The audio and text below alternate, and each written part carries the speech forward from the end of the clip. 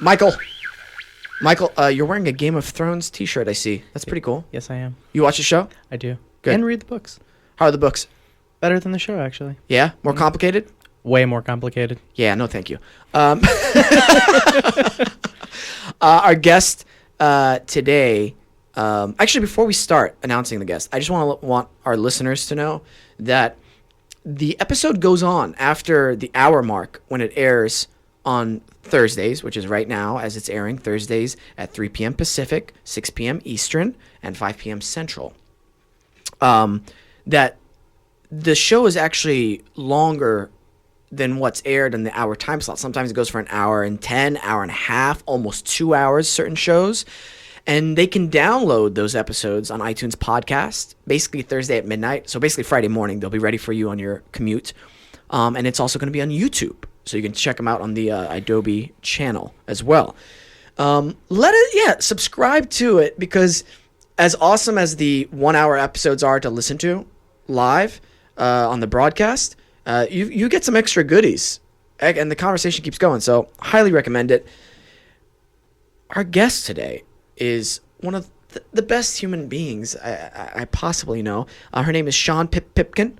She's an AD in the TV and film industry, and she worked on my show For the People, Season 1. Without further ado, let's give it up for Pip. So do you live around here? Yeah. I live about a mile that way. So you walk here. No, I still drive. All right, Pip. Hi. Pip Pipkin. Thank you so much for coming on the show. Thank you for having me. Congrats on the new home in LA, which is a big, I think, accomplishment. Huge deal. Yeah. Very stressful. But already? Just the process itself. Oh, yeah. I've heard about that. Mm-hmm. Because there's so much competition, right? Yes. Okay. Yeah. But we were just talking about something positive about it. Yes. Which are the self-closing drawers. Yes, and cabinets. And cabinets. I saw, like I said before, the first time I saw those were in an IKEA. And I'm all about functionality. And I love when stuff is made correctly and to streamline your life. Like recently, I got to sit in my friend... I'm going to say his name because he's probably going to be on the podcast, and I don't care if people know he has a Tesla. Steven Ellison. Okay. He just... Michael knows him, that's why. All right, nice. My friend Steven has his Tesla. Okay. And I sat in it and got to drive it, and it's ruined all other cars for me. Did you do the automatic pilot? Yes. Even more than that, it's the medium up version, and I put my foot on the pedal. Oh my gosh, it's so fast. Oh my gosh. It's amazing. And everything about it is just so streamlined. And I'm like, why aren't all cars like this? The nice big screen with the navigation. I mean, I know. It's like you said, it has spoiled you for... It really has. I drive a really nice car, and I sit in it now going, yeah, but it's not a Tesla. So is Tesla going to be your next one, you think? Yeah. Okay. I live in an apartment, and I'm willing to drive to the Burbank charging station to charge it. That's how much the car is amazing to me. And somebody's like, well, that's too far. I'm like, you're wrong. I've missed you so much. I'm so angry. I'm smashing the table. I've missed working with you, Pip. You're such a breath of fresh air. You're so positive, and I just love being around you on set. And also, you're so professional and so on top of it on set, and that's a great combination. Thank you. I mean, hey, ditto, man. Like you guys are so much fun. You're so much fun. He comes on set. He cracks us all up. Like, I don't even know if you mean to do it, but I don't know. I'm just so happy to be there. Same with me. Like, yeah. I'm so lucky to be doing what I'm doing. I guess we should explain what I do. Yes, please. You know what? This is casual. No, yeah. Go ahead. Yeah. So you are an AD. I'm a first assistant director. Yeah. And when I first started off, okay, I want you to describe your job to people because it would be horrible if I just tried to describe it. Well, so first ADs are in the Directors Guild. So we are the management part of the DGA. So the directors are the creative part. And then UPMs like Mary Howard used to be a UPM, but now she's a line producer. But Right. like Mary Kane, MK, Right.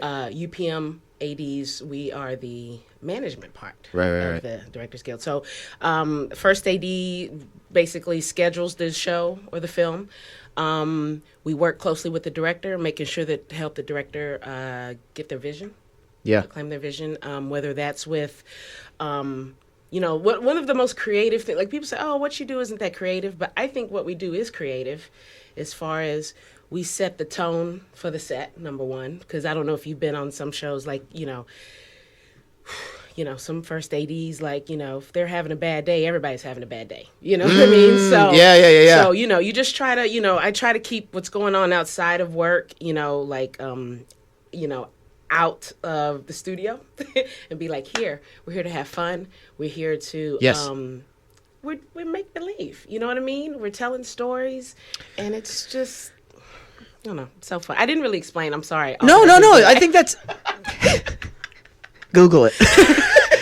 No, but you said something there that I think is such a great life lesson to learn, and compartmentalizing. Yes. For me, Yes. whenever, like, let's say I'm about to go on an audition, and I have a personal problem, or I just got off a phone call with one of my family members, and they're arguing with another family member about something, and that's putting me in a weird funk, and I've got to do a role where I can't be in that funk. At first, I thought it was callous, or it meant that I didn't care to compartmentalize and to be like, I got to separate it. And so I would let that stay with me.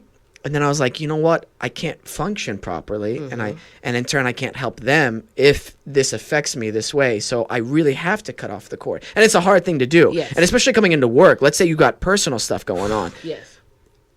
You can't let that affect everybody else. You can't. I mean, it's hard, Right. Like, there have been times when I've just had to step off a set, go to the bathroom, do whatever, deal with something like, but then it's like, okay, you're back. All right, here we go, guys. Because you really can't, because you set the tone. And I'm also a very empathic person. Like, I pick up on other people's vibes. So I'm like, well, I don't want other people to pick up on whatever's happening, with me going on. So I'm like, just go ahead and smile, But it's hard because, I'm a passionate person. So when I am upset, usually people know I'm upset. Right. And I'm actually taking acting classes to help with my actual directing goals, but it's also to help me kind of mask how I am feeling, because people tell me, like, you need a poker face, girl. And I'm like,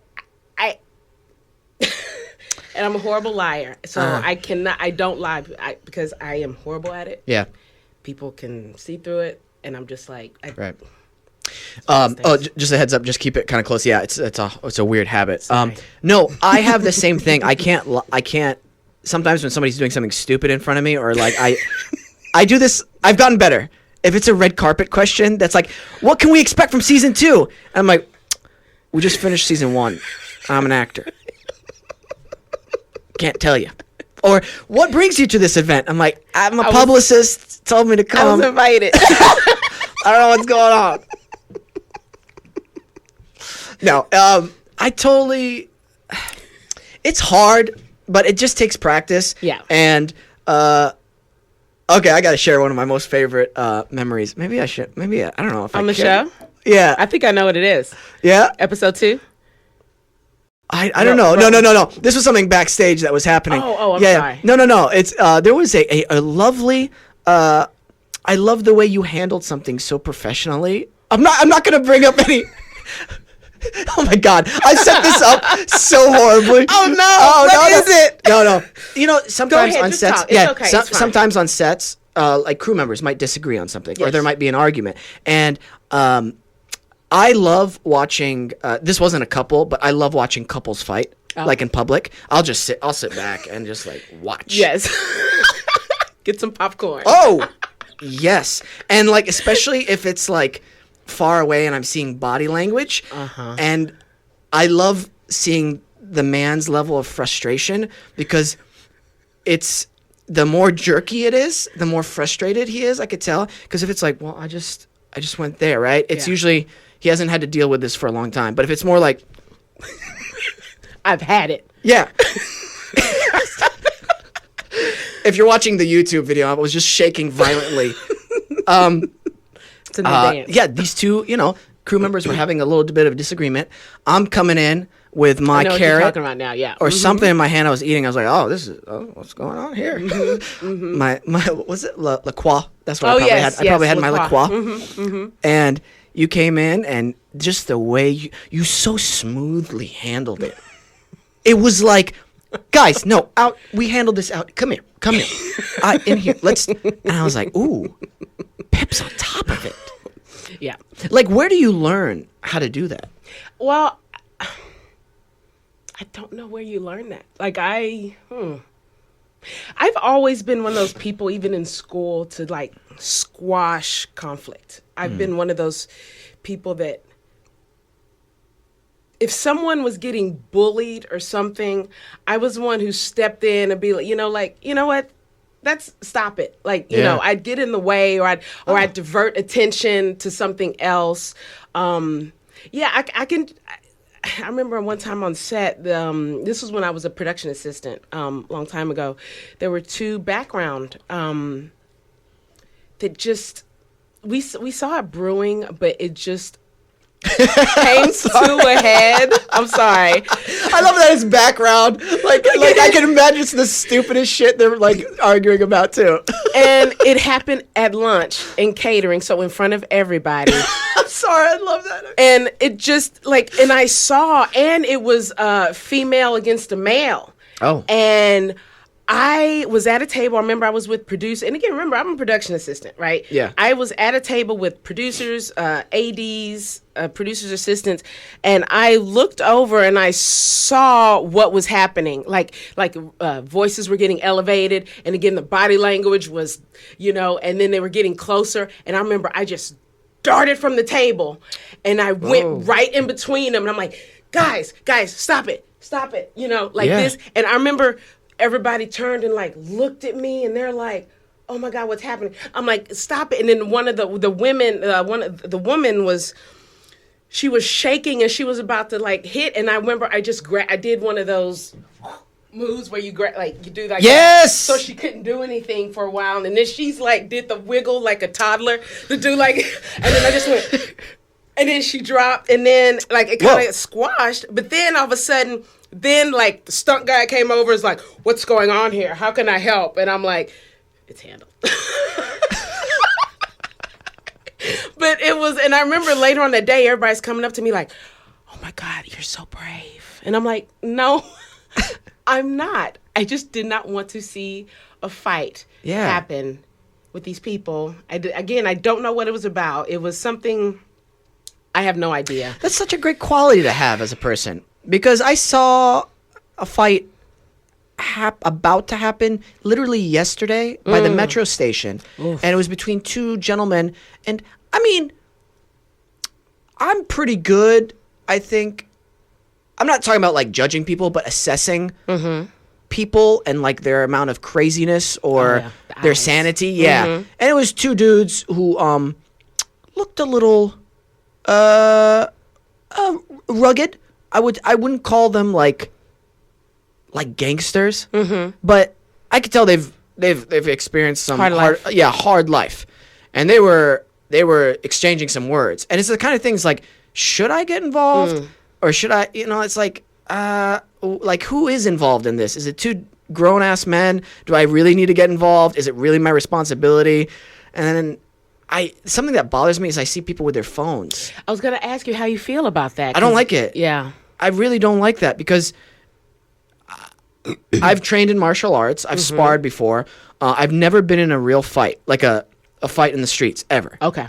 Just sparring is the only thing. Yeah, just sparring. Okay. I know what it's like to have head injuries. I've been kicked in the head. Oof. And it's not pleasant. Yes. And people don't realize how easily it is to get seriously injured. When I say seriously injured, I mean like a life of like physical problems that you'll have from a simple fight.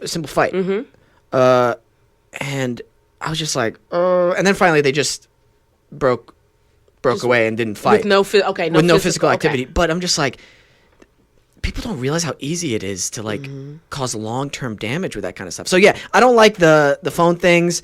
And I just never know when to get involved. Now, if it was like him yelling at a woman or something like that, then it's like, oh, you have to step in. Like, it's not worth it, dude. Or like, you don't know the situation. It's just like trying to calm down. Like, it's not worth it. I promise you, it's not worth it. Exactly. Yes. Yeah. Yes. I don't know. I wish I was 6'7" in those scenarios, so I can just jump in. And then people are like, yeah, yes, sir. Other than 5'8", and everybody's like, get out of my way. Don't you think riding the subway, like, I used to live in New York, and one of the most fascinating people watching experiences just on the subway. I think it's because of the city too. The city. Okay. Yeah. When you get that many people all in one place who live there constantly, and it's that kind of energetic, you said you pick up on energies, right? Yes. I do not like the energy of New York. We've talked about this. Yes. I'll work there. You work there, but you won't live, and you've never lived there. No. Okay. I've lived in this when I was younger in a suburb like of Rockland County. Oh yeah. Tapansi Bridge. Anyway, yes. By the Hudson River. But never in New York City. Never lived there. I can honestly say that I'm glad that I was, young, right out of college, did it. I couldn't do it now. I really don't think so. I mean, unless I was making $50 million a year or something like that. Something ridiculous. Ridiculous. The cost of, I don't know how people do. I don't know how people live in New York. I mean, survive. Just the apartment, the real estate alone, like, wow. Quality of living, I think, as I'm getting older, is really important to me. Yes. Yes. Especially with some incidents that's happened with my family recently, especially with my dad and his accident. Life experience, just experiences in general, the quality of life that you're living is very important. What you're doing on top of that, like being of service to your family, to your community, I think that's even more important. Yes. It's so hard and so many people live like this. It's like, I don't know how I'm going to pay this month's rent. I'm in debt. I don't know where my next job's going to come. Or I have friends right now who are in that situation. Oh, no. And I don't know how to fix that. I don't know. What do you think is the solution to that? Well, again, I don't know how to get there because there's so many fights about this all over, Capitol Hill, state level. But if we all had free health care, like other countries, Canada, Finland. Finland is supposed to be the happiest place on earth. Right. They have free healthcare, free education. When you don't have to equate what you do for a living with whether your kids are going to go to a good school or whether you're going to be able to afford just regular exams, you know what I mean? When you know that is taken care of, I believe you're freer. You know what I mean? Like, you will be able to do what you want to do in life just because this is my passion. There are so many people I know that have jobs, they hate it, but they do it because I need this money for my family, or I need this money. I need this money because my kids can't afford, my kids can't afford to go to this school, but I really want them to go to this school, so I have to take this job because, like, I know guys that I went to school with that are lawyers. They hate it, but they make good money. That's weird because I love playing a lawyer. Good money. I don't know why they would hate being a lawyer. No, I get you. I'm not going to say their names or whatever, but it's good money, and it's. And we can fix it. We can fix it, but certain people don't want to. Yeah, absolutely. You know what I mean? Because to me, the great equalizer is education. Education is, and why wouldn't you want everybody to have access to the same type of good quality education? And why shouldn't it be free? You're literally nailing it on the head. Why? And some people call me a conspiracy theorist about this, but no, go ahead. I'm all about that. No, you just nailed it on the head. Whenever you keep people from having free healthcare and a free good education, why would you want to do that in the first place? So you can stay in power. Yes. So you can keep people fighting against themselves, fighting with each other, rather than fighting against you, so that you live comfortably, you stay in power, and that your genealogy or children's children stay in power. It's such a selfish way. Such a selfish way. I don't know the solution other than me being emperor. I've talked about it on the show multiple times. Michael agrees I should be emperor. Emperor, yes. Yeah, I'll fix everything. Now, would you wear clothes? Yeah, I can't. Let's hashtag Me Too movement. Okay, It's like, yeah, I don't want to be. Sorry. I wonder how many people got that reference, but whatever. No, the emperor's no. Yeah, no, I got. It's like, isn't that an Aesop fable or one of those old Is like? it an Aesop fable? It's not an Aesop fable. Michael, could you Google? The Emperor's New Clothes. He thought people couldn't see him, right? That he was invisible. One of his sycophants was like, "Oh my God, look at this outfit!" But it doesn't. Do you want to take one other guess? Because it's not Aesop. Grimm? No, probably not Grimm. Close. Close to Grimm. Kind of. Kind of. I don't know. What is it? Hans Christian Andersen. Don't know that one. Don't know those. Okay. Interesting. Very interesting. Anyway, we got off on a tangent. Well, that's all we got time. That happens. Could you imagine? I know. But anyway, again, I'm so happy to be here. This is so those of you, I'll just tell you guys how I got on the show. Yeah. I think it was Jasmine, right? Jasmine was a guest, and I just emailed you guys saying, "Oh my God, I loved it." And then Jasmine plays Allison on For the People. Yeah, by the way. she's okay. I'll say it to her face. No. And she says, "Oh, Wesam, Pip should be on your show," or whatever. Obviously, she's joking. But then I texted Wesam a few weeks later. It's like, "I know Jasmine was joking, but I have been on a podcast." And I listened to it.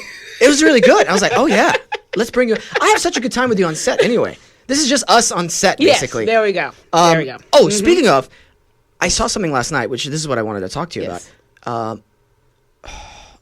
Martin Short and oh my gosh, it was on Netflix. He does a double comedy special with Martin Short and oh my gosh, I'm. Is it another SNL alum? Yeah, Steve Martin. Okay. And Martin Short, right? Their comedy special on Netflix. You want to watch two masters at their craft? Netflix. Did it just drop? Did it just come out? I just saw it on my feed. Okay, yeah. I'll put it on my watch list. I rarely laugh out loud. And to watch these two masters at their craft, each freaking line is like so clever, so perfectly timed, and it's this wonderful mix of stand-up, of banter, of like they're singing songs, of them sitting down and telling old stories, impressions, and you're just like, there's too much talent on this stage right now. Was there music involved? Did he have the banjo and stuff? Was Steve Martin playing? Yeah, I didn't get that far into it, but in the beginning there's a little bit of a piano, and I think he plays the banjo at a certain point in it. Wow. I mean, that's veterans, like, yeah. Oh, and that's why I love comedy. And I know we've talked about like Chris D'Elia. Yes. I'm having Bobby Lee come on next Saturday, which I'm very excited about. Oh my gosh.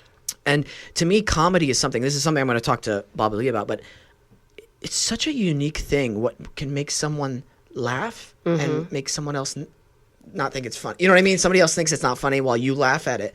And why do you laugh? And the idea and just the experience or the act of laughing, I think, is just so weird. The experience, so they say it's good for your abs. Yeah? They do. Have you heard that? Laughing's good for your abs? You're engaging your core. But do you know what I mean? Like, why laughing is such an interesting thing. It is interesting. And sometimes it's uncontrollable. Yes. Which is another odd thing. Like when I worked on Reno 911 Miami. And I was the second. So I was like Kanoko. I was there on set, his position. And I remember at one point, the first AD basically said, "Just leave," because I was cracking up. Oh my gosh! They were so hilarious, and I literally had to leave because I could not control it. She's like, "You're ruining the takes. Just, oh my gosh. Just go." And I was like, and I was like, "Okay." Dude, those guys are so funny too. They are so, oh my, and it's like everything like boom, boom, boom, like every take, they just do something different. Sometimes it works, and then other times, oh, well, that one didn't work so well. So let's go again. And this time do the, yeah, oh yeah. And then just the fact that there wasn't like a script, it was just like a sentence, like, and then they just went for it. Yeah. And anything just came out of my mouth. Just, it's hilarious. You have to be so fearless as an actor to do that. And like, I've gotten to a point where this is a great story, where I've tried things and they don't work. And I'm just like, all right, whatever, on to the net. You know what I mean? I'll try it again. I was on a multicam show, and the director was there, the producers were there, and the EPs of the show and the network were there. And was this a walkthrough or the actual rehearsal? Yeah, we had already blocked everything. Okay. And I was just trying something new. Ah. Yeah. And it wasn't like something drastic. It was just a new take on the line or whatever. And I did it. And like dead silent, followed by whispers, followed by, okay, just 1 second. And the director like scurrying up. He's like, hey, just try it the way before, okay? I'm like, yeah. You know when you get that back sweat? Oh, yeah. And I was like, how did that make you feel? Yeah. Immediately the back sweat, but then I'm like, well, who cares? I did my job. I took a risk or whatever. So it is what it is. I know. And also the thing with comedy is that it's so, the gratification is instant. Like, when you're up there, people are laughing, but then when it's dead silent, you're just like, oh, I don't. And I just, and I've seen comics bomb before, and I feel for them. Like I'm just like, oh God, please do a good one. Or I'll just like laugh. I'll do a sympathy laugh just to like help. How nice. But like we talked about Chris D'Elia, like I've seen him perform at the Comedy Store and Laugh Factory, and he just. I was like, who is this guy? Like, I just remember, and I immediately just started cyber-stalking him, just trying to find out more about him. And then, like, at the time, Tiffany Haddish also at that time. So this was probably around 2011, 2012.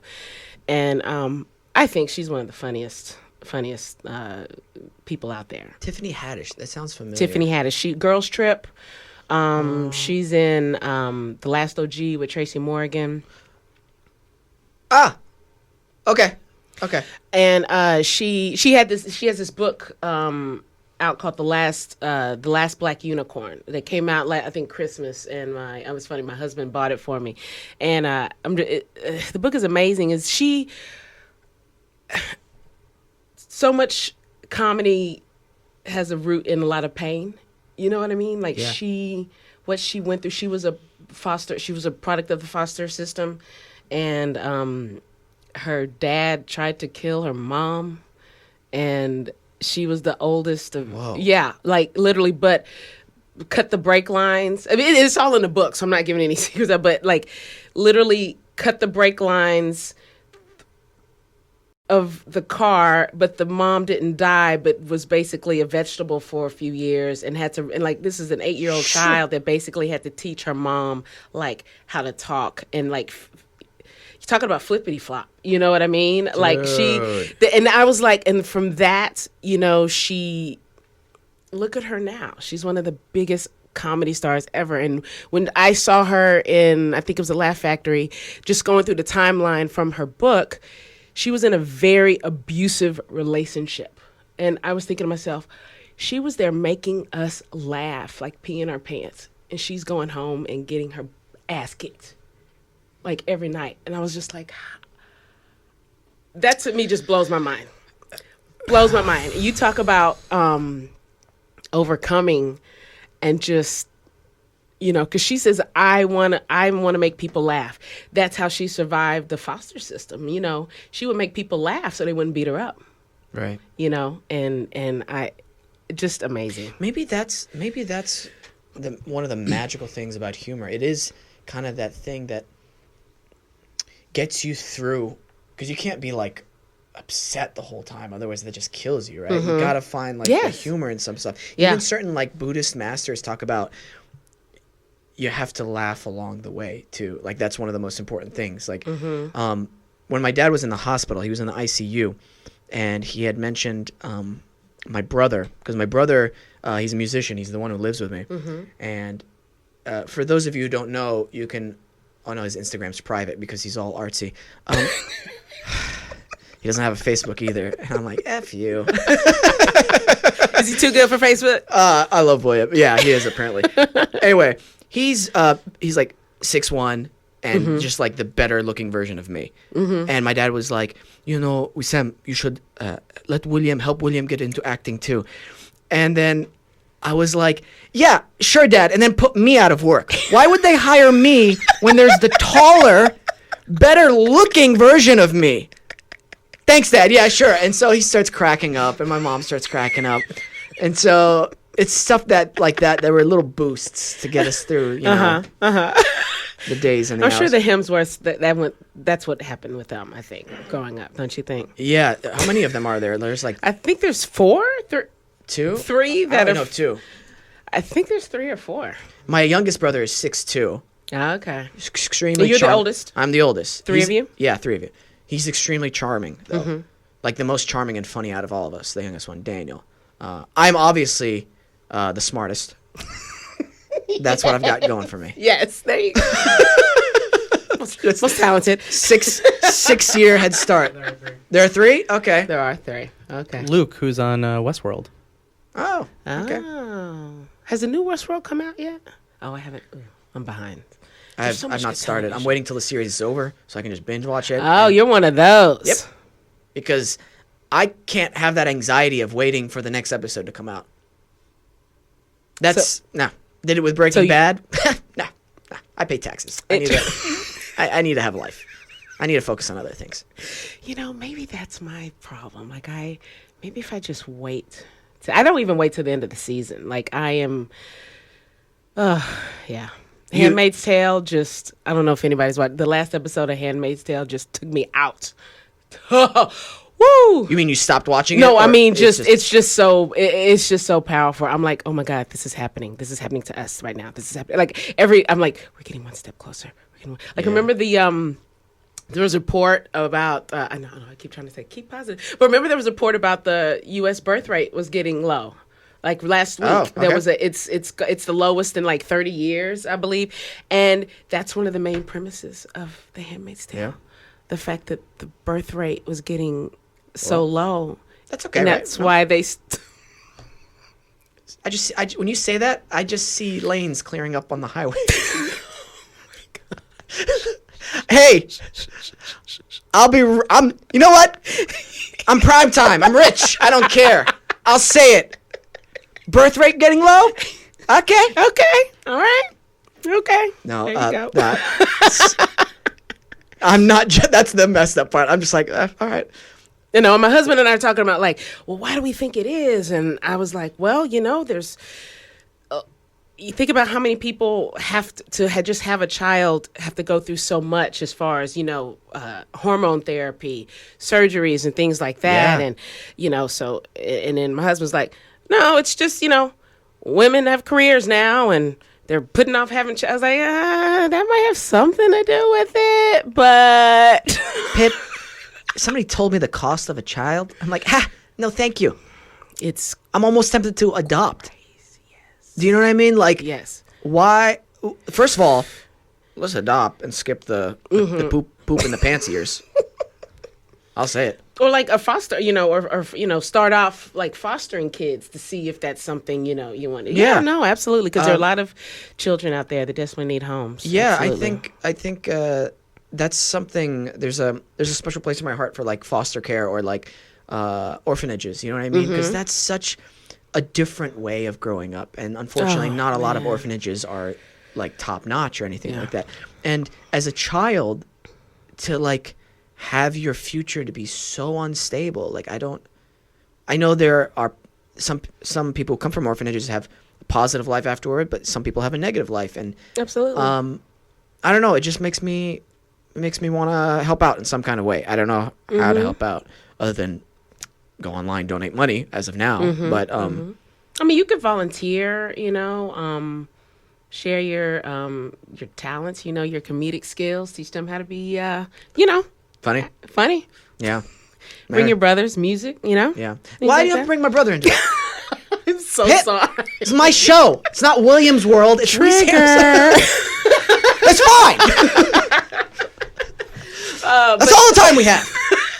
Oh, damn. Don't take it too personally. Okay. Michael. Stopping a lot. Okay. It's not just me. It's not just me, Michael. Okay. Damn it, Michael. I just, that makes me laugh. But, you know, going back to, like, just children, I think, I know, just thinking about growing up in such an unstable environment, like moving from home to home, and, you know, and I know wow. That's the crazy. Because I think, like, you know, I had a really, like, I never wanted for anything, you know, but we weren't rich by any means. Right, you know right, what right, I mean? right. But we would go to the movies every week. That's why I love movies, you know. Even though a lot of times it wasn't I didn't get my choice of movies. It was my parents like, no, we're gonna go see what I want to see. I'm like, okay, all right, we'll just go. But and I just think, you know, I have two nephews, 7 and he just turned 8 and 14, and I'm always constantly telling them, God, you guys are so smart. You're so smart. You know, I just keep constantly telling them, so they know it. So if anybody else tells them otherwise, they're gonna be like, my auntie says I'm smart, so I don't care what you say. You know. Yeah. Also tell them that they're handsome too, so maybe they get a big head as well. But but you know, it's just like kids need to feel loved. They need to feel protected, and I just think about these poor foster kids that some of them just feel like there's nobody for them, you know? And it's, and then we wonder, you know, like a Tiffany Haddish, she's a success story, but you know, and then, you know, at 18, they're just kicked out. Okay, there you go. Bye. Good luck. You know? I used to teach Taekwondo to children, and it was so amazing implementing discipline into these children's lives. You know, when there were some of them, parents, it's just like, you've got a rowdy 6-year-old, 7-year-old. How do you? And they're like, we're bringing him here to teach him discipline. It's like, okay. And then when you teach them, like, there are rules, there are boundaries, and then they start realizing, I can accomplish hard things. They get that self-reliance, that self-strength. Yes. And they start solving problems that they couldn't solve before. That's a beautiful thing to witness. And you're like, when it clicks for them, yes. Oh, yeah. Or like they're trying to do a kick, and it's a simple thing a lot of times with like roundhouse kicks or front kicks. It's like, where are your hips? When are you engaging your hips? And when you tell them, hey, hold off, just wait till you go here, and then do this, or chamber, bring your knee up higher and then snap it, and you see it click in their head, and they start doing it like really good, because at that young age they pick up things a lot quicker than somebody older, and so they get more excited to learn and to do and keep going. And the smile on their face, just isn't it just like the best thing ever? Like when they just like, yay, I did it. Yeah. You know, I think I've mentioned it before. I used to have a great punishment in class whenever a kid would constantly not be listening. So right before we did the fun thing in class, I would tell them to go face the wall because they weren't listening, and raise their hands and just hold them up, and they can hear everybody playing the fun game. And then after we're done, they would come back in the class. Yeah. So the delts you were helping. Yeah, it's not like a torture. I swear, if I get one tweet or one email that's like, that's child abuse. No, they're just, holding their hands up, and so they know not to do that next time.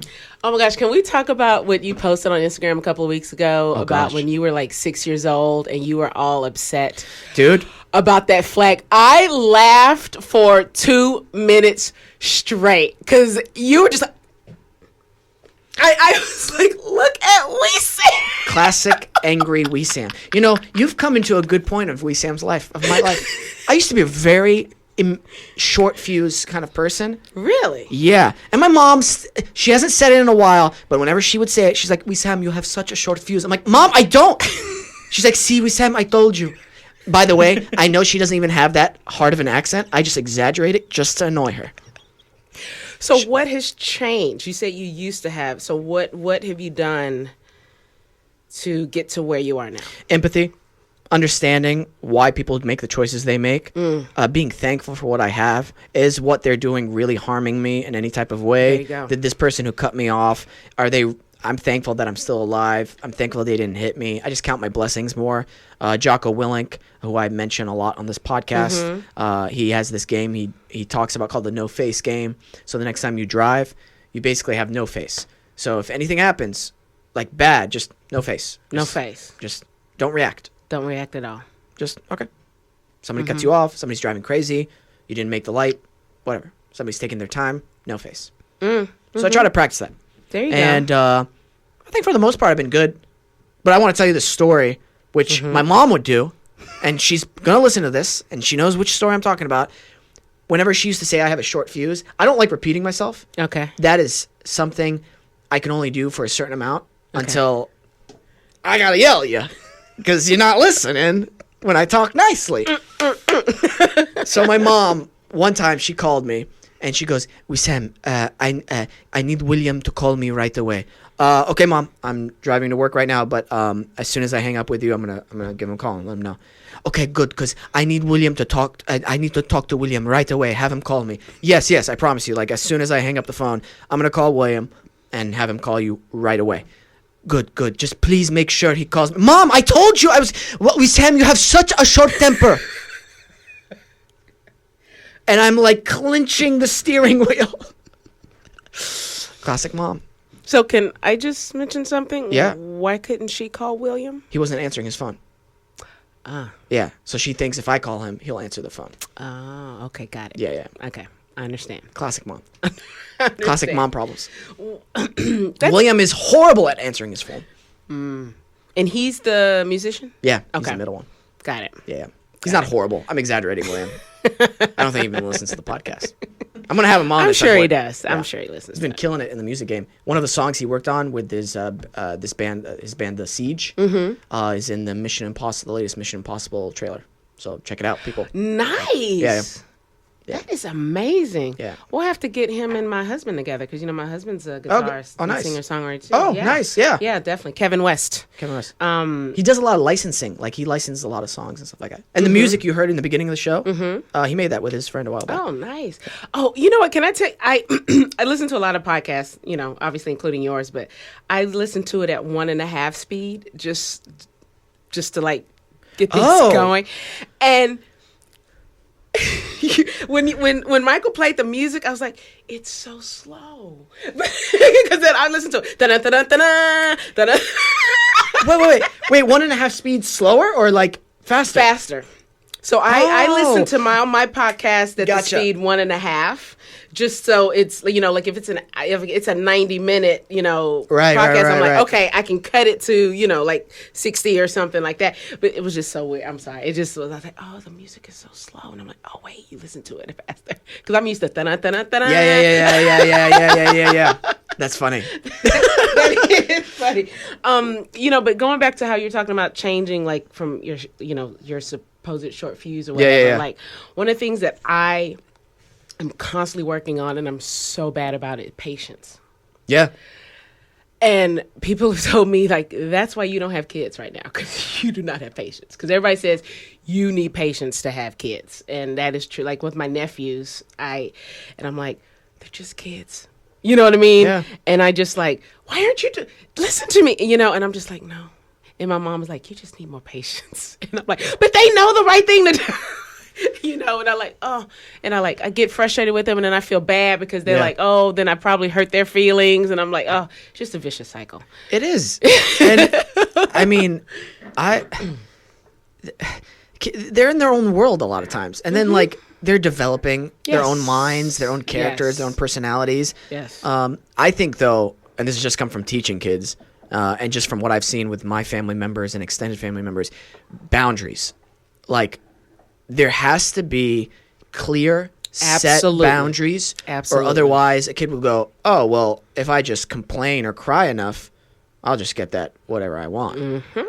And so those boundaries have to have punishments. Those boundaries have to have, like, they have to be so clear. Consequences. Yeah, consequences, and they have to be so clear and consistent. Otherwise, kids will run free. That's something I've seen common through every person I've seen deal with kids and stuff like that. And also, like, there's always, I'm telling you, kids are so smart, man. They know which parent that they can get stuff away with. And then, you know, the other one's like, oh, I can't try that. I mean, I don't want to use the word manipulative, but that's kind of what it is. But it's not like an adult being just evil, like, but you know what? Kids just want to be happy. If I want that toy's going to make me happy, I'm going to get that toy. Yeah. And I'm going to, by any means necessary. Yeah. You know what I mean? Like, my nephew will just be like online, just like looking up stuff. And he'll be like, hey, Nana, look what came up on the Google search, and it'll be the toy. And then she's just like, and he'll be like, oh, it just what I came do? Up. I was like, oh, that's weird. Click out of it. That's weird. Must be a virus. Oh. I still have a cousin. He's on the spectrum. He has autism, and how old is he? Right now, I don't know. Actually, I'm horrible with kids' ages. Okay. Maybe 8. Okay. 9. Okay. Yeah, 8 or 9 right now. But when I visited Dubai, his dad has a similar looking phone to mine. Okay. And I was just chilling in Dubai in my uncle's place, and he would use his dad's phone to play video games on a little app game or whatever. And then he saw me on mine playing an app game, so he's thinking it's his dad's phone. Oh. And he's like trying to give it. I'm like, no, this is mine. Your dad's phone is right there. And he's like, starts screaming, and I'm like, no, like, because I see the way he's so smart, and that's the thing. I said, no, cry, scream all you want, and like he'll like try to wrestle with me out of it, and he'll like grab my hand, get physical with me, and I'm like, no, cry all you want. That's your dad's phone. Not giving it to you. And he cried. He screamed. For how long? Not that long. Okay. I think eventually, like, his mom gave him the phone or something, like his dad's phone. She found it somewhere or whatever. Okay. I don't remember exactly what happened after that. But the next time he saw me playing with my phone, he didn't try to, like, take it away. But he got so sneaky. He put on, he's like, okay, that tactic didn't work. I'm going to try just sitting next to him, being cute, putting my head on his shoulder. They know what they're doing. And I wanted to, like, kind of test him a little bit. And I was like, hey, do you want to take your finger and move it there? Like, play the game? And he did it once. And then I was like, okay. Did it again. Cool. And the third or fourth time, he tried to take the whole phone. I'm like, no, just the finger. He just used the finger. So sneaky. But so clever. So clever. And cunning. He's like, I'm going to get that phone. I don't know. Get that phone. I don't know. It's crazy. It's going to sound weird, but, like, you ever watch, I'm not saying, well, I mean, we are kind of like a type of animal to a certain extent. But, yeah, like, we're animals. We are. I feel like kids are really smart pets sometimes, like really smart animals. Like watching, like, wolves and their dynamics in the packs. It's so interesting to watch. Did you see that Liam Neeson movie? Yeah. But wow, like, I had no idea that type of dynamic. Amazing. I mean, I know it's fiction or whatever, but still, wow. You should YouTube, like, videos of, like, the what's it called, like the pack attacking the Omega. I think Michael, is it the Omega wolf? Like a pack, the beta, the most beta, and they'll just attack it. And I don't know why, but it's some kind of, like, hierarchy thing. Though, so they pinpoint the weakest one in the pack, and they just attack and kill. Oh, it is Omega. It is the Omega. Okay. Let me see which one. When wolves attack other wolves. Yeah, it's so interesting, and, like, the dynamic where the alpha male. Do you want me to play it? Oh no, you don't have to. I mean, we could actually, yeah, play it. It's probably gonna be pretty intense. But, like, the alpha male will eat the liver because it has, like, the most nutrients and stuff like that. What? Yeah, it's so crazy. I know. Yeah, this is the video I watched. It's so look at the way he's, like, being so beta, have his tail between his legs. Tail is down, his butt is to the ground. Look at that. Like, why? Why is this happening? And so, I look at this, and then I look at these viral videos, like about a school fight that just goes on. You know what I mean? Yes. It's like we, even though yes, we are evolved or whatever, but how is that different from? Very little. Very little. You know what I mean? Oh my It's gosh. amazing. Like You ever see those videos of people like in restaurants and they're throwing like tables at each other? I don't think I've seen any of that. Oh my gosh. There's like 10 on 10. Chairs, tables, everything is like, and it's like a melee. You're like, whoa, I came in for a waffle. And this is like insane. Insane. Like, how does it get to that level? I don't know. Like, how does it get to that type of level? I mean, I've been in. What would it take for you to like be in a physical altercation with someone? I'd say you'd have to try to harm one of my family members. That's probably the only thing. Like protecting, like they're hitting them. Yeah, protecting. Like especially my nephews, something like that. Like if I see somehow someone is causing them some harm, or my parents, my brother, my sister, my husband.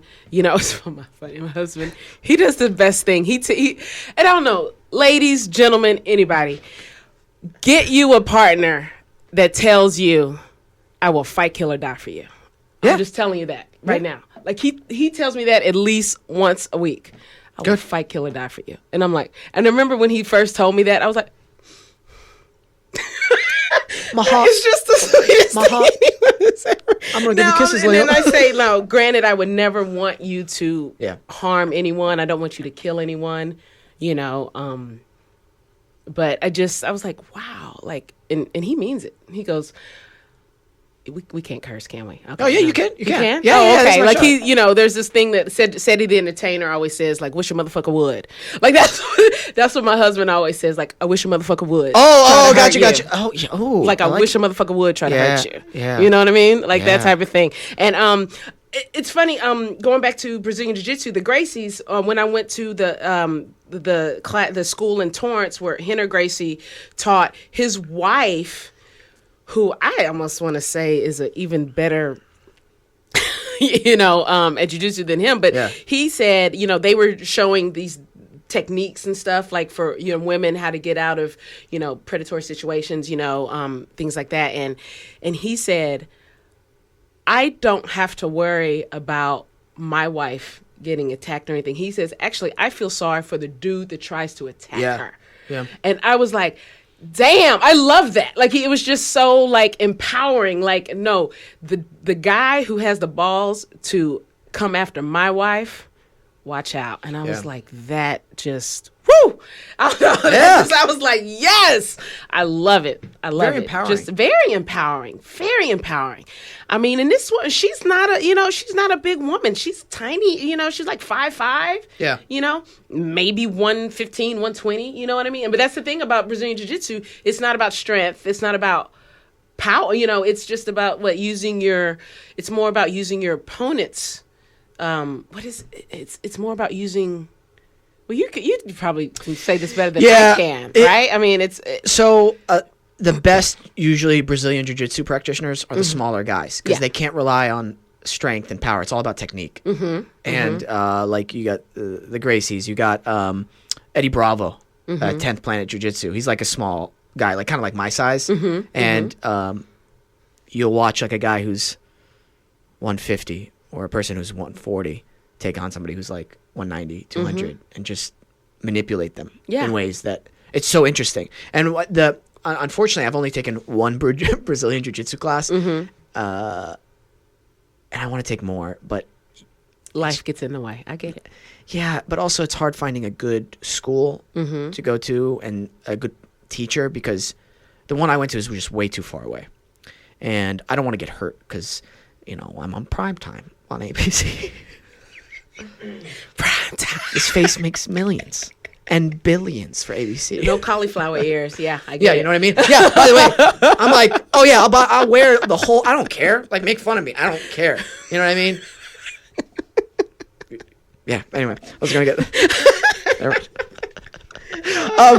but I don't know where I was going with this. Yeah, but yeah, it's just smaller. about It's smaller about guy. technique. It's about technique Yeah, and it's not about technique. necessarily strength or. Yeah. That's with everything though. Like whenever I was doing like Taekwondo on my kicks, like learn how to do the proper way to kick, proper way to do a roundhouse or a snap kick or a side kick or a back thrust kick, because if you've got the technique down, 90% of people, 95% of people, if they have almost perfect technique, the kick will do enough damage if they can land it. Doesn't Bruce Lee have say something like that? Like I don't after like kicking or hitting the board, instead it's like the board like just breaks on its own or so. I'm getting it all wrong. My husband knows. He's a Bruce Lee fan, but it's just something about like, when you practice so much, technique and form, eventually you're going to be able to do whatever you do in your sleep, whether like I'm a huge basketball fan, NBA fan. Right now, the Rockets. I'm a huge Rockets fan. Go Rockets! Play tonight. But like say James Harden, arguably like right now one of the best players, like the best player in the league. A lot of people say LeBron, but like Harden is killing it right now. Yeah. He's a great shooter, but like with every person professional, you have off days. You just have nothing has changed.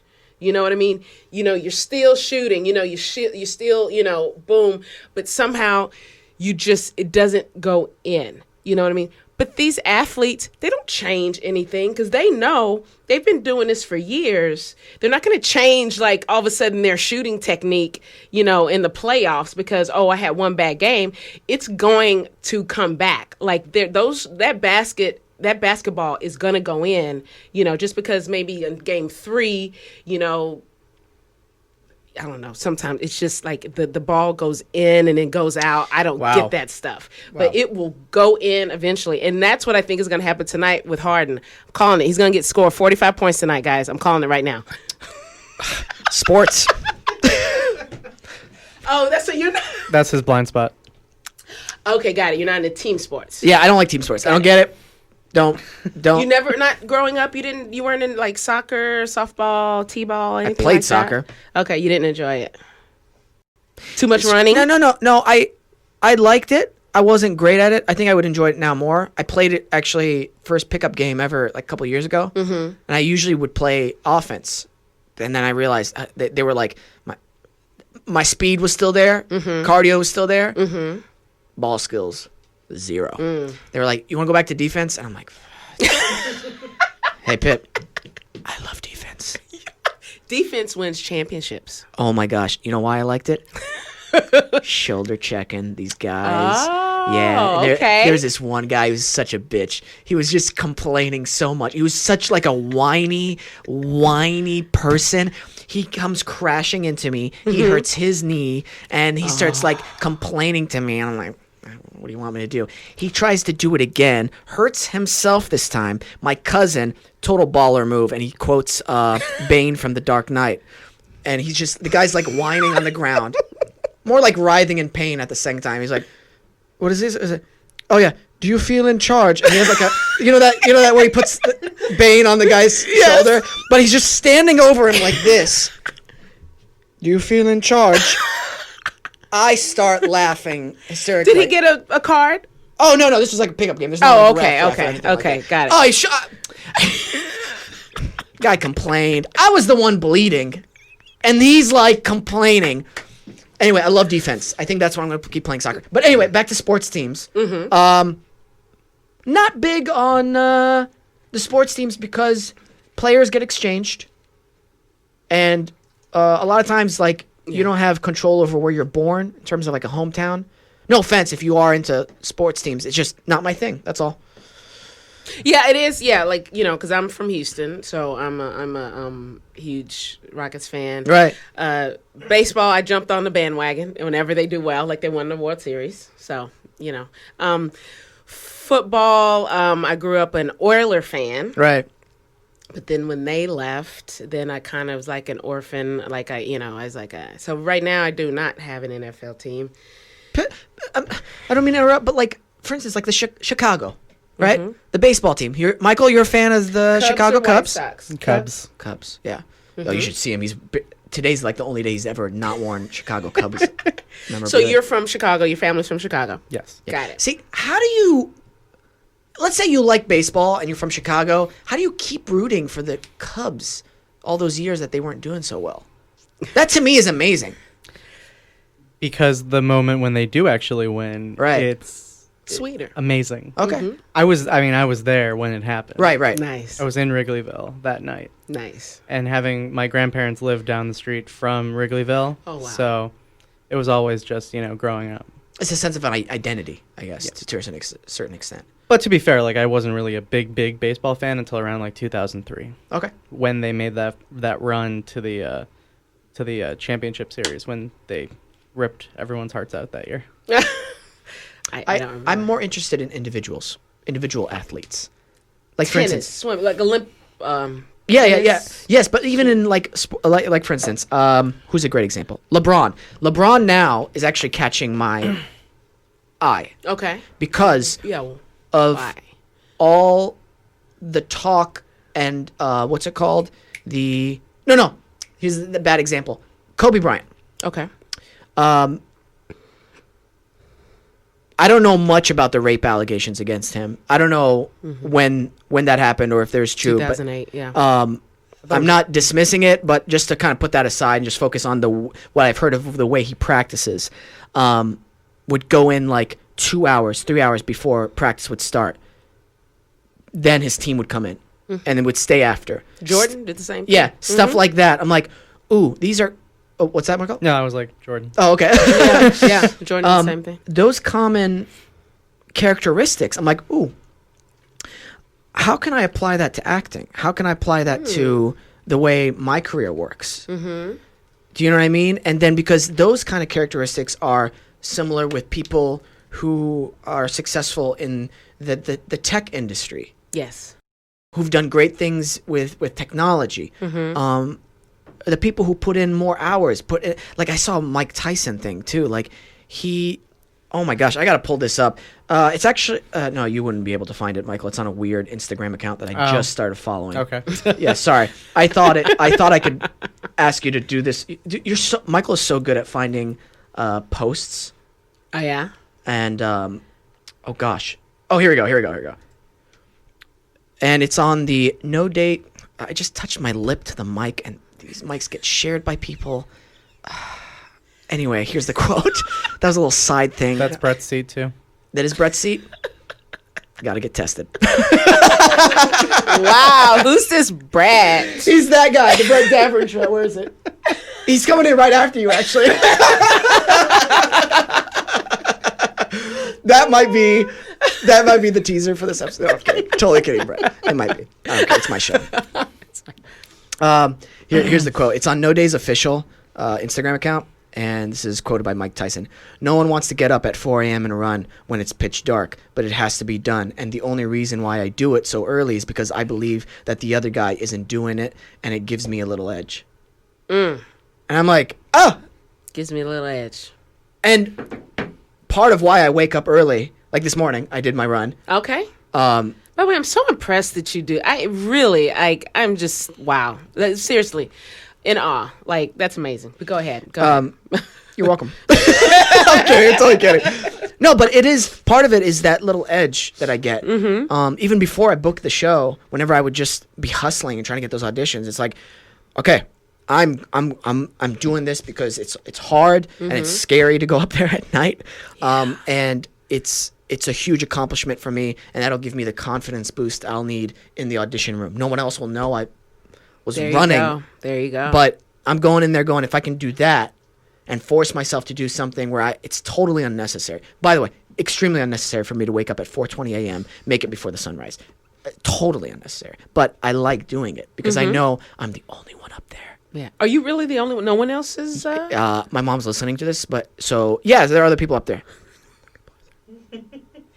Griffith Park? Yeah, there's one mountain lion up there. I think I'm okay. But you guys are friends now. I haven't seen him. I hope he's full on coyotes and baby deer, and he doesn't stop getting full from them, because as soon as did you hear about that mountain lion attack up in Oregon? It was a emaciated. They're hungry. Yeah, they're he was starving. 100 pounds. They're starving. And he had. This is the. Okay, I'm okay. I'm trying not to laugh because I was listening to the story on The Fighter and the Kid, and they made a whole horrible joke about it, but I'm not gonna laugh. It's one of those things where you're not supposed to laugh at something and you laugh. That's a bad habit I have. So they're two friends, and one of them was they were on the hiking trail. They scared it off the first time, I believe, and then it attacked one of them, and the other guy ran off, and then it stopped attacking that dude and got the other guy who was running. It went after the guy who was running. Yes. That is interesting, because they always say you don't have to be faster than the bear, or whatever, faster than the person you're with. But that. Yeah, they should have stuck together. He shouldn't have run away. But for mountain lions to do that, I've talked to Laura Zera. Oh my God, have I messed up her last name? Laura Zera. Can you look up her name? She was on Naked and Afraid. She's a great. She's just a great human being. She's a friend of mine, and Laura Zera, right? Yeah. She'll be on the podcast again. But she's like a survivalist. She teaches like the Navy SEALs how to alternate ways of surviving. She walks barefoot everywhere. Everywhere. Laura, get some shoes. She ultra marathon runs. She bow hunts. She is total ultra wilderness. Marathon run. Okay, what's the ultra? What 100 makes miles it ultra? Woo! Plus. Lord. Longest one is like 230. Why? It's amazing, isn't it? Why? I want to do that someday.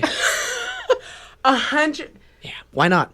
And Why? how? Okay, so how long does that take? The 230, the Moab 230, it's like 3-4 days of running, and very little In sleep. Utah, Moab, Utah.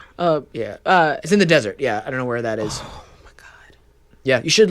I mean, the testament of the human spirit. Amazing, right? Incredible.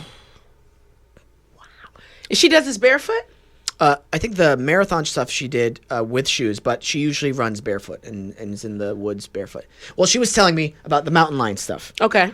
She's like, they will not attack humans unless they're they're starving. Unless they're starving. Yeah. And there's no other animals or anything right, around. because they don't instinctively, they don't see us as prey. Exactly. If they knew how easy it was to kill us, that's a huge problem. But they don't want to get into fights, because if they get injured, they can't eat and they die. So they avoid conflict. They don't want to fight. Don't run away from one, because that's their natural instinct to like chase something. Look at cats, you get something that's running, like a little thing. They're like, I have 2 cats. They're insane. They're not insane. I love them. My babies. Can I show you a picture of them? Sure. We're gonna show it on the podcast. Sure. I'm so weird. I'm too caffeinated up. Okay. Here we go. So, this is the one. They were just sitting in bed with me, being all cozy. And then they cuddle up with each other. Oh, there it is. Look at that. If you guys are watching on the YouTube. Look at that. Michael, help me out. Romulus. Little, there you go. Are we good? No, hang on, one more time. One more time. We're holding it. There we go. All right, YouTube video. Watch my babies. Your babies. How long have you had your babies? Their rescues, a little over a year, maybe a year, something like that. They're my brother's cats, technically. Okay. But because I told them if you mentioned them, not me, just to. I don't. Well, I'm just making a all right. I did. Maybe I love them too much now. I'm gonna be so sad in 13 years. That's okay. No, don't say that. I'm actually allergic to cats, so I. Oh, really? It's. So I grew up with dogs. Yeah, dogs are good. I love doggies. I just love animals in general. Yeah. Exactly. Very beautiful. Yeah, Griffith Park is where I run, so that's where the mountain lions. beautiful. Yeah, it's nice. It's a nice place. But I think in anything though,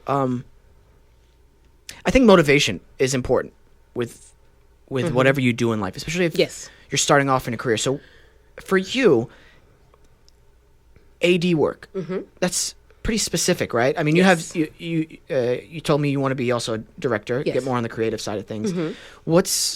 Why? What's the motivation behind that? I'm just curious. What's motivating you Well, to like follow I that? have to say, like with the ADs, like you usually like you started as a PA or DGA trainee because I'm a product of the DGA training program or the Directors Guild Producer Training Program, and it's great. It's I don't know if you're familiar. We didn't have one on our show, but it's you. When I got in, there were about 2,000 applicants. Only 22 of us, got in, and they train you to become an assistant director and eventually a producer. Oh, cool. So you get placed on different shows. It's great because it teaches you how, because everybody, we all know the job, but everybody's just different as far as their personality, how they do things, Right. So it just taught me how to adapt to different teams and different shows. Because every show is different. You've been on a few shows, Absolutely. and every show is different as far as how they run, the dynamic, and so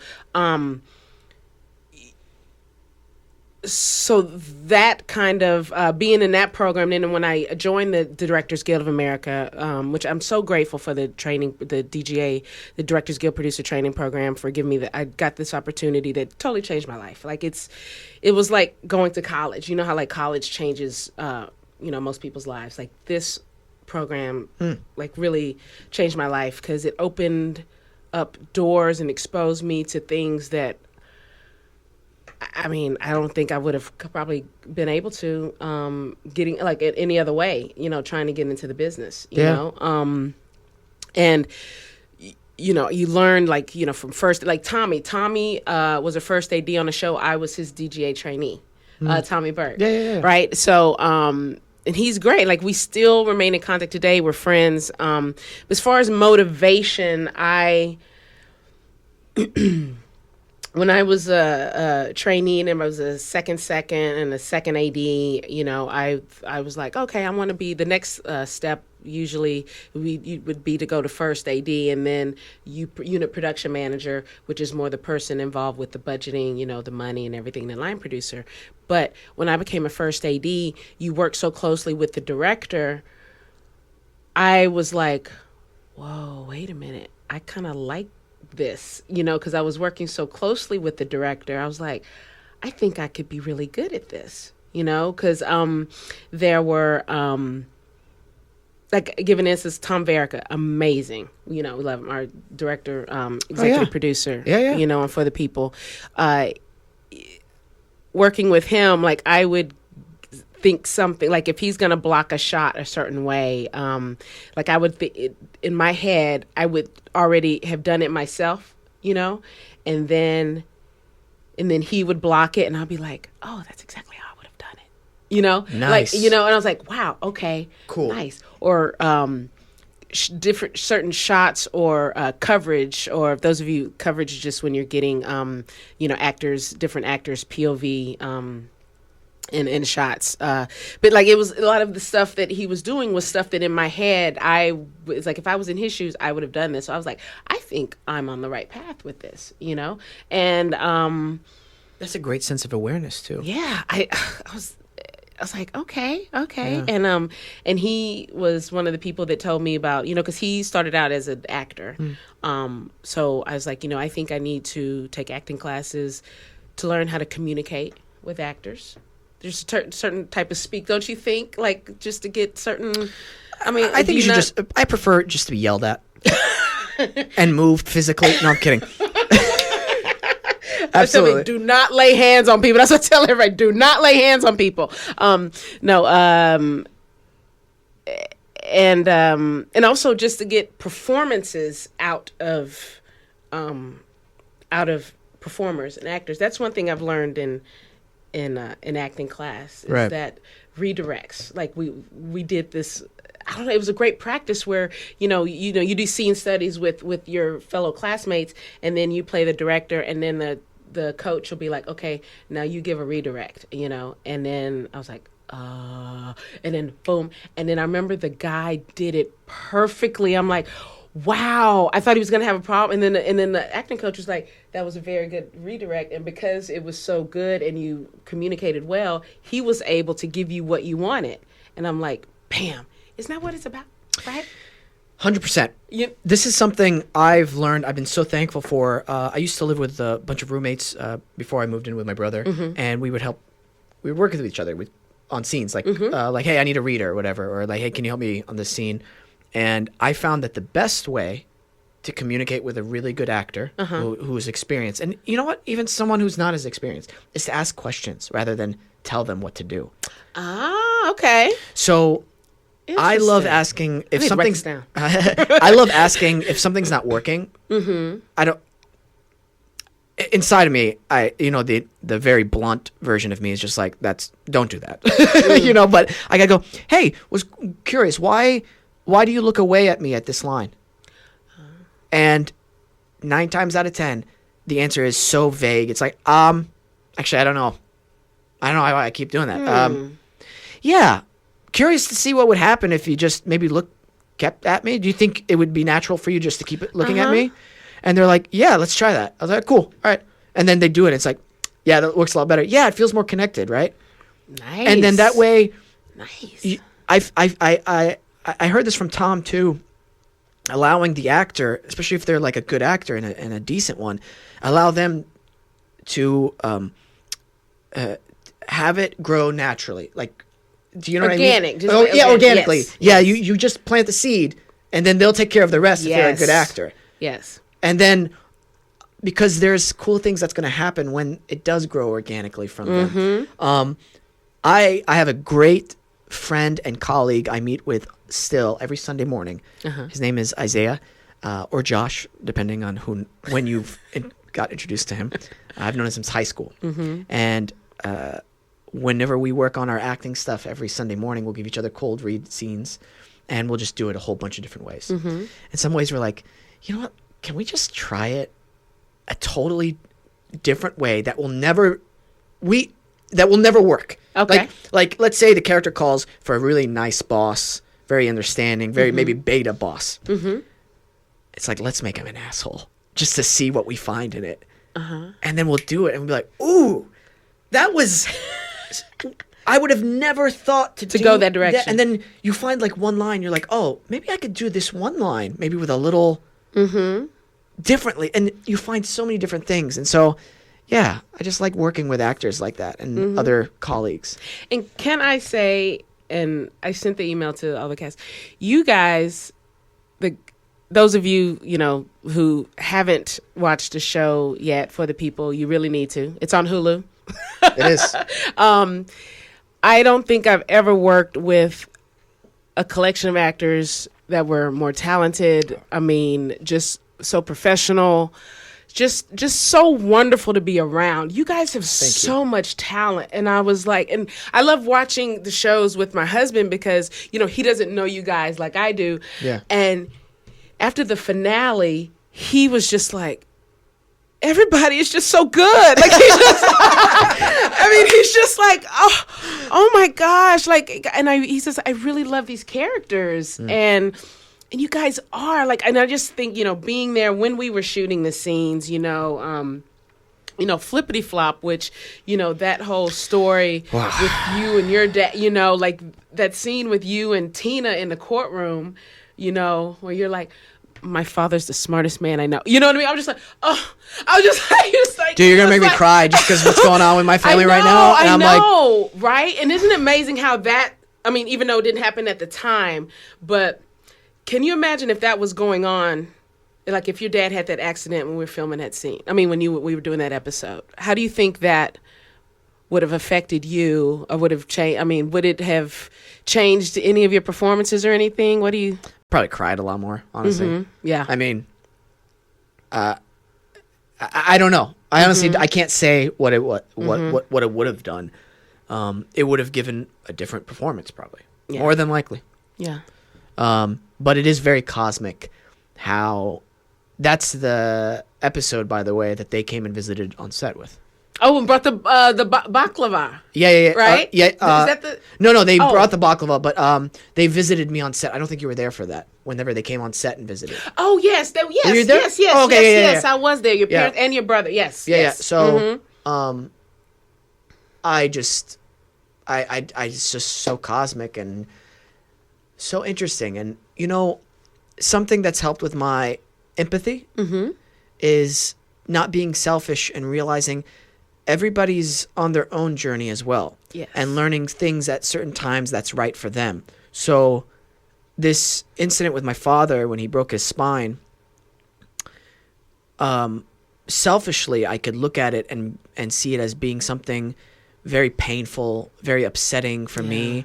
And then I can also look at it in a different way and saying, wait a minute, thank God he didn't fall on his head. Thank God he's alive. Thank God he's not paralyzed. But this is something my dad had to experience as well. This is his journey too. Yes. This is my mom's journey as his wife. Yes. This is my brother's journey too. The nurses who came in and helped, that's their journey. The doctor who performed this life-saving, never been done before surgery with the situation that my dad had, that's his journey as well. When I do that,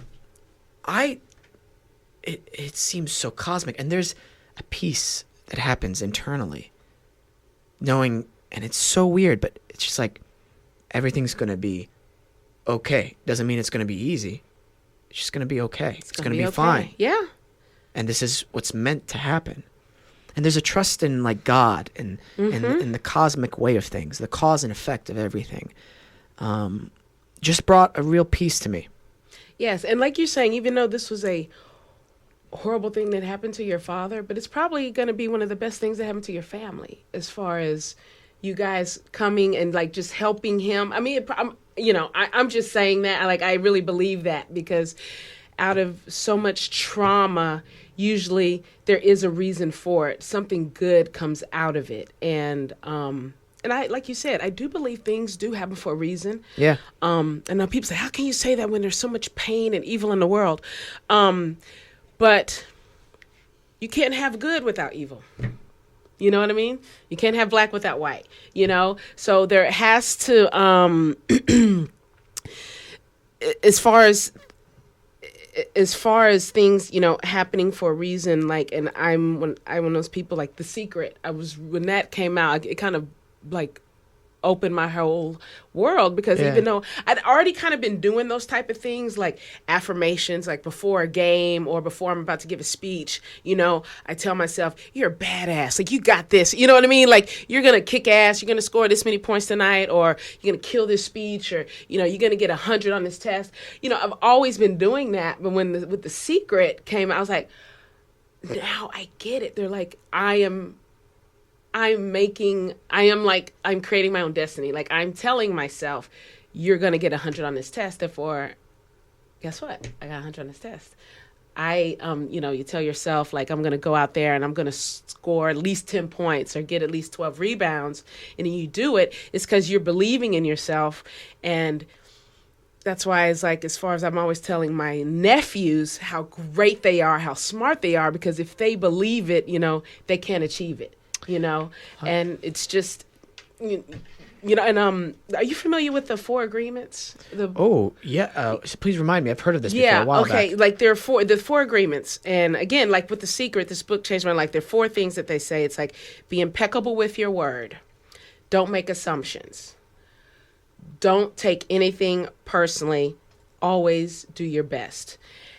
And 3 of those 4 things I already always do. The one that I have the hardest time with, Wesam, is taking things personally. And because, like let's say someone yells at you or, gets angry at you for something, 99.9% of the time it has nothing to do with you. It's them. It's something going on in their life and they just feel that, I can take this out on you. you know?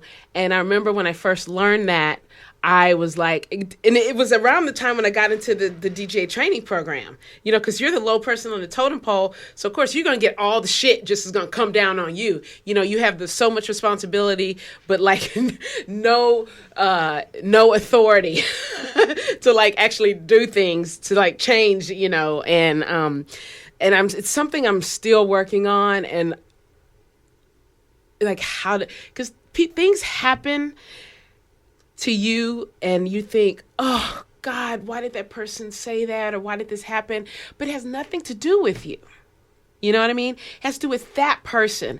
That person is having a horrible day. Right. Or that person hates themselves.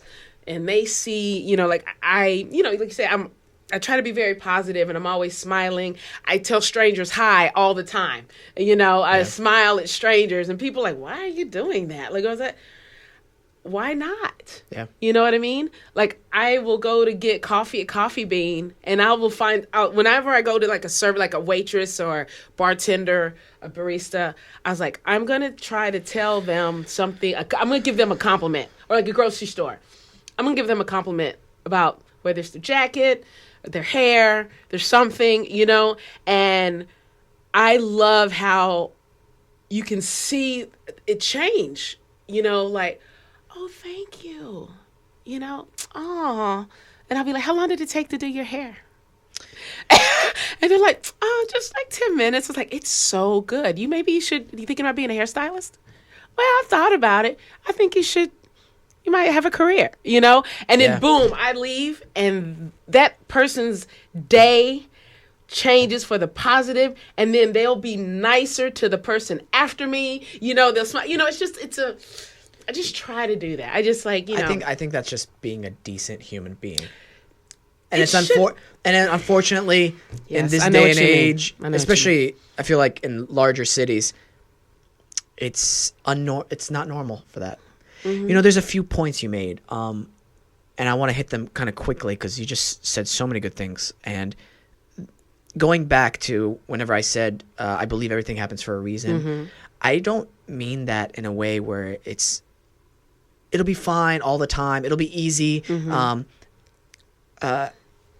There is a logical cause and effect to everything that happens. You know what I mean? It's never a randomized event. I feel like even if it seems like that sometimes. That being said, whatever the situation is, your perspective is something you can control, I feel like. Yes. So I've had too many female friends who have been roofied and raped. Oh my God. First of all, I don't know what I would do to the guy if I saw him doing that. Like, you know, like mm-hmm. see him slip something into a girl's drink. Mm-hmm. Like, those are one of the few times in my life I think I would like lose it completely. Yeah. They've not only hurt them in such physical ways, but mentally mm-hmm. and spiritually during that time of the incident. Yet all of them, and it's not true for all the cases, mm-hmm. they have chosen their perspective on it. Okay. What they're going to do now that this thing has happened. What have they learned from it? How are they going to stop that from happening to themselves? And some of them have even gone to do things to help other women who have been sexually assaulted, mm-hmm. to help programs with them to start their own businesses, to start their own lives, to start their own careers, mm-hmm. so that they've chosen, like, yes, this bad incident happened, mm-hmm. but I'm going to make some good come out of it. Exactly. That's something we can control. And I think that's something important in people's life, because what's the alternative, mm-hmm. unfortunately? Yeah. Now, I know some people are listening to this and being like, well, Wesam, you're an actor. Your dad broke his spine, but you've probably never had to deal with stuff like this, like even more horrible things. Mm-hmm. Just so people are listening know, like, I've had family members killed by terrorists in Syria, because that's where I was born. Mm-hmm. My dad's cousin, who was like an uncle to me, like mm-hmm. we're a very close-knit family back home. Car bomb went off in front of a school. Mm. He runs in to help the people who've been injured. Uh-huh. These cowards, these inhumane pieces of shit, they put another car bomb so that they know people are going to come in and help. It's the second one. Oh my God. He died from the second one. Your uncle. Yeah. My dad's cousin, who's like Dad's an uncle. cousin. Yeah, Yes. Mm-hmm. I can't even. So how what am I supposed to do Yeah. living in America? How does that make me? Do you know what I mean? So perspective, Yeah. what you choose to do from situation. You know what I mean? Yeah. That's important. Finding something to learn from it, something to possibly stop it from happening again, and something to help other people, I think, is a better way than just letting it affect you and ruin your life. And easily, you can let it ruin your life. Like, I'm wondering, did some of your friends, did they just become introverts, not even go out, not socialize anymore? In the beginning, they did. Yeah. Yeah, especially after the incident with the women who were sexually assaulted. Of course, it's. I don't know how you could do that to another human being. I know. And also the fact that people, I have to have this argument so many times, Wesam, and I don't understand when I have to tell people that rape has nothing to do with sex. I tell them rape is about power. It has nothing to do with sex. You know, it's just this, like you say, these cowards see someone that they think is physically weaker than them, and they want to I'm going to make you feel lesser than. So how can I know if I take this from you, you're going to feel lesser than. And to me, I'm like, just to do that, like, you know, murder, all these things, it's like, what is wrong? Like, what goes through your mind? What did these... You know, I just think, and then I want to focus on, yes, exactly. If you don't think people are human, if you don't think people are equal to you, then you're going to treat them then an other than a less than. And that's why I always, you know, just, we're all humans, guys. We're all humans. And whether you want to believe it or not, we are all connected. We are all connected. And equal, you know, equal. We're all equal. If you see someone as being a human, you know, equal to you, you're going to be less likely to want to cause them harm, whether physically, emotionally, economically, you know. And so that's why when you hear these trigger words that certain people use, you know, and these, you know, dog whistle politics, you know, just trying to oh shit, it's 11:30. Oh my gosh, we gotta go. Yeah. No, I'm so sorry to interrupt you. No. Yeah, Okay. That's okay. No. You know, I just, you know, think that, you know, if we as citizens of the earth, of the planet, remember that we are all one, that we are all connected, that we are all equal, a lot of the issues that we've seen, you know, centuries just wouldn't happen, would go away. 100% correct. And I think you choose your perspective and your mentality on certain issues. You were speaking on that a little bit before as well. And what's the alternative? Do you know what I mean? Some people wallow in their sadness a lot, and I think there's a time for people to mourn and to experience those things. I